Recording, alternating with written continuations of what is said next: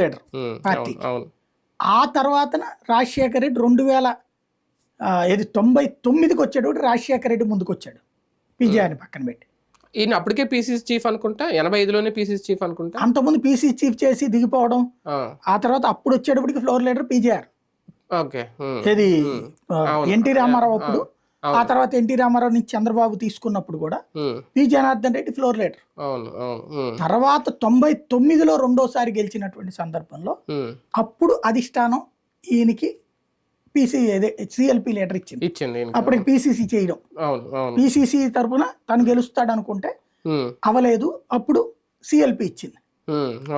ఆ CLP leader గా తను వేసిన తర్వాత ముఖ్యమంత్రిగా ఇచ్చింది, టిఎస్ ని పిసిసి చీఫ్ గా చేసి ఈయన ముఖ్యమంత్రి అభ్యర్థిగా పెట్టింది. కాంగ్రెస్ పార్టీలో కూడా ఇబ్బందులు పడ్డారా రాజశేఖర్ గారు? పిసిసి చీఫ్ గా ఇచ్చినా సరే ఎప్పుడు సీఎం క్యాండిడేట్ గా అయితే అనౌన్స్ చేయడానికి సాహసం చేయలేదు అంటారు అప్పట్లో. కాంగ్రెస్ పార్టీ ఎప్పుడు చేయదు కదా, ఈవెన్ మొన్న కూడా చేసిందా? ముందు రేవంత్ రెడ్డి నేను చేయలేదు కదా. కాంగ్రెస్ కాన్సెప్ట్ ముందు నుంచి సీఎం అభ్యర్థుల్ని అనౌన్స్ చేయదు అంటే జాతీయ పార్టీ, ఈవెన్ బీజేపీ అయినా అంతే కదా. బీజేపీ